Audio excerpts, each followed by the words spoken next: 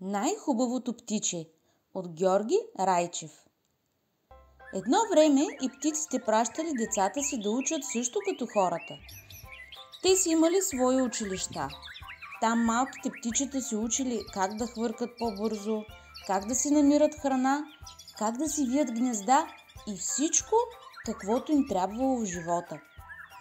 Една лястовичка и една врана живеели наблизо, били съседки. Веднъж лястовицата видяла, че враната бърза на някъде.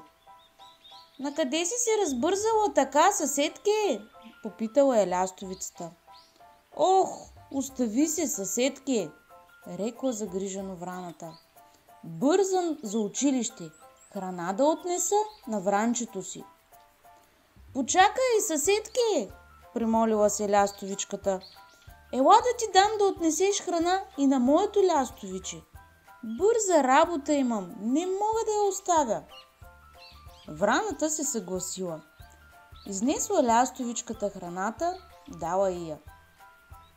"Ами, какво е твоето птиче?" попитала враната. "Не го знам. По какво ще го позная?" "Не бой се," отвърнала лястовицата. "Ще го познаеш. Гледай, кое птиче е най-хубавото. То е моето." Хвъркнала враната, изгубила се. Отишла на училището. Минало така доста време и ето тия връща се пак. Посреща я лястовичката и пита: "Ей, какво стана, съседке? Даде ли храна и на моето лястовиче?" "Ох, сестрички лястовички, не знам какво да ти кажа," отвърнала враната загрижено. "Послушай какво нещо се случи. Отивам аз на училището, нахраних моето вранче и взех да търся твоето лястовиче.